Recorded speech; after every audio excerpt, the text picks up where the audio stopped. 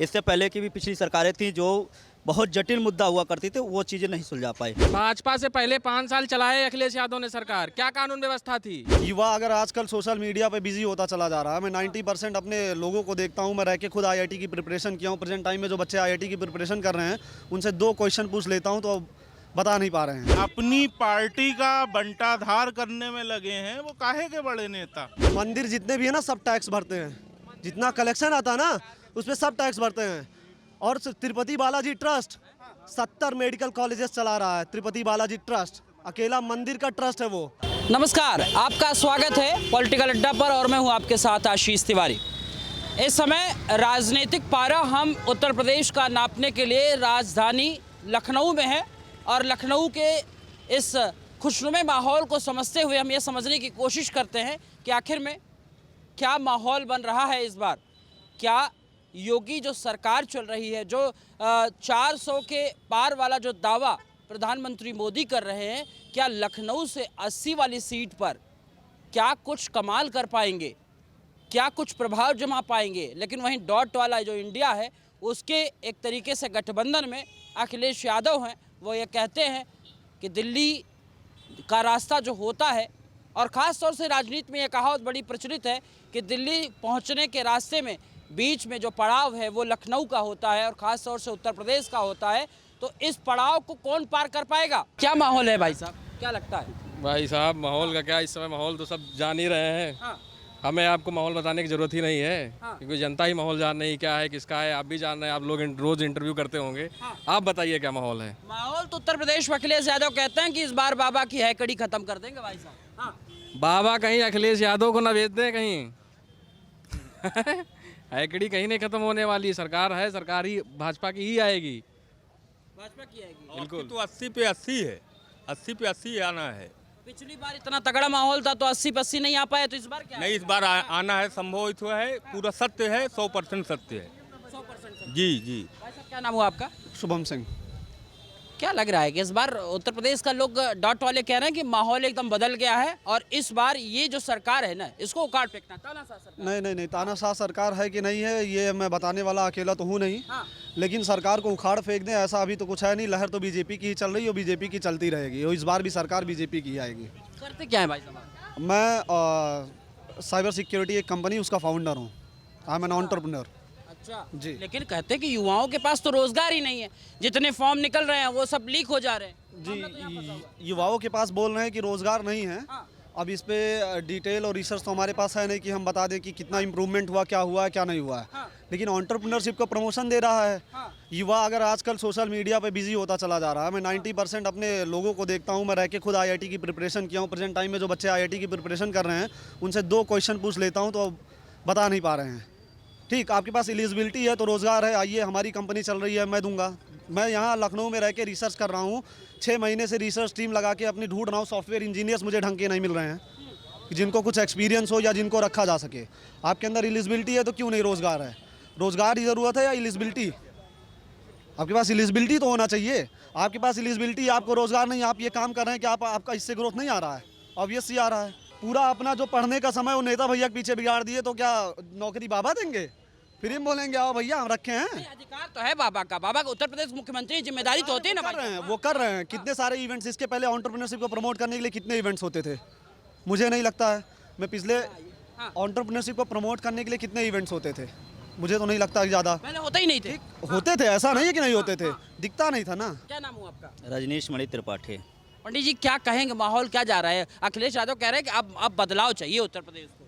देखिए, परिवर्तन तो होना ही है, लेकिन अलग चीज़ है। अभी 400 पार हैं भारतीय जनता पार्टी, क्योंकि बड़े बड़े मुद्दे आपके सामने सेंट्रल गवर्नमेंट से लेकर स्टेट गवर्नमेंट ने सुलझाया हुआ है। इससे पहले की भी पिछली सरकारें थी जो बहुत जटिल मुद्दा हुआ करती थी, वो चीज़ें नहीं सुलझा पाई। जातिगत में देख लीजिए, हमको समझा दीजिए, बड़ा टेंशन हो जाता है जटिल को लेकर। जैसे आप 370 ले लीजिए, वो भी खत्म हो गया। रोजगार में ट्रांसपेरेंसी हो गई। केंद्र गवर्नमेंट सरकार ने जो भी केंद्र में सरकार है, जो नौकरियां मिली वो ट्रांसपेरेंसी के साथ मिली। स्टेट में जो मिली वो ट्रांसपेरेंसी के साथ मिली।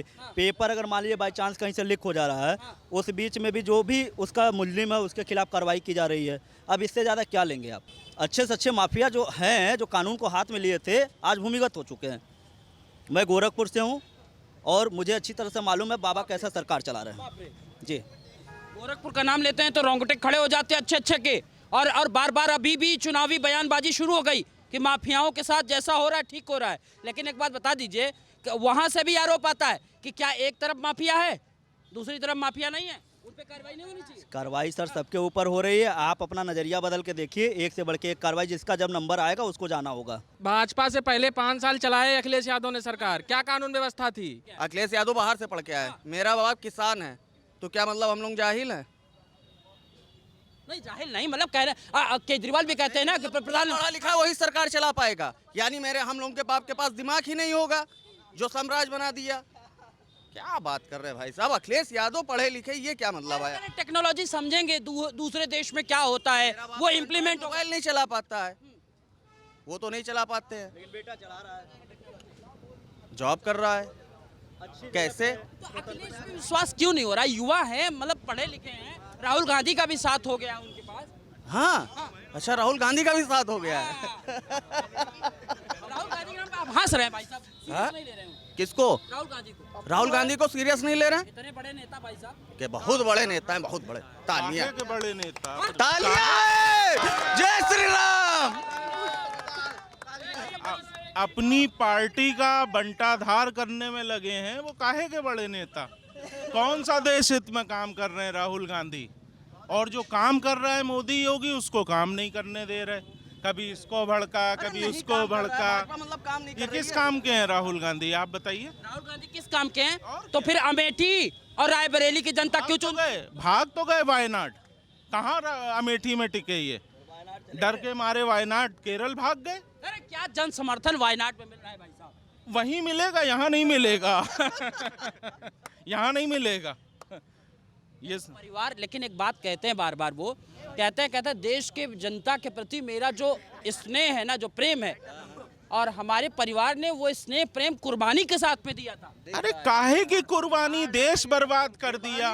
70 साल, सुनिए, कुर्बानी वाला वर्ल्ड दिख रहा है, दिख रहा है। वो किया है उन्होंने, कुर्बानी दिलवाई है, देश की कुर्बानी दिलवाई है उन्होंने। आप नहीं मानते हैं? अरे कह तो रहा हूँ, कुर्बानी दिलवाई है, बात को समझिए, कुर्बानी उन्होंने दिलवाई है। दिया नहीं है। घाघरा में भिखवाया है, कुर्बानी बहुत दिलवाई है। बदला किसने लिया कुर्बानी का?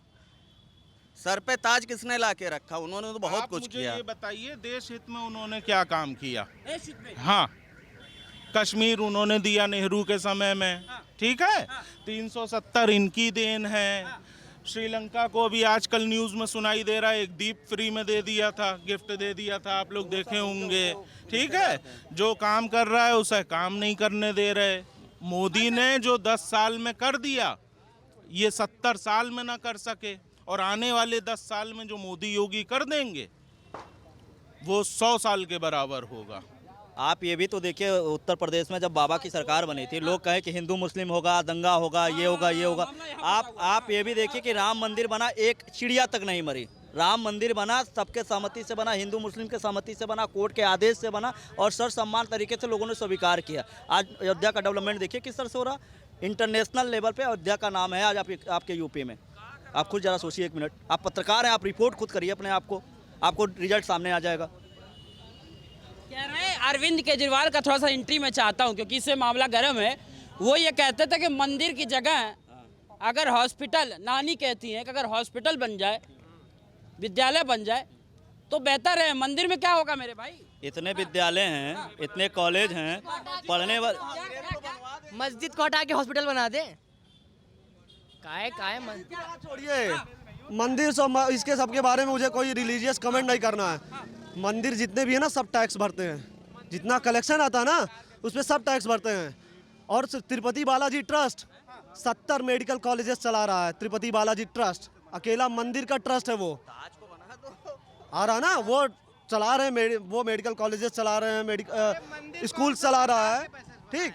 और हाँ, मंदिर कौन सा सरकार के पैसे से बना है? किस बात का? सुप्रीम कोर्ट ने बनवाया ना भाई। सुप्रीम कोर्ट ने कहाँ बनवाया है? नहीं, बोलने दीजिए, बोलने दीजिए। सरकार का स्नेह इस बात का, मंदिर चंदा से बना, लोगों के सहयोग से बना। आज सरकार ना होती इस तरह की तो आज दंगे ही होते, आज दंगे ही होते। बाबा का हनक है कि यहाँ सड़क पे जो है सब लोग शांति से अपना कार्यक्रम कर रहे हैं, चाहे वो रोजगार करने वाला, ठेला लगाने वाला व्यक्ति हो, चाहे चाय पाई पीने वाला ग्राहक हो, शांति से सब लोग हैं। कोई दबंगई नहीं, कोई गुंडा ही नहीं। समर्थन है तो ताली बजा लीजिए भाई साहब। ठीक है। लेकिन एक बात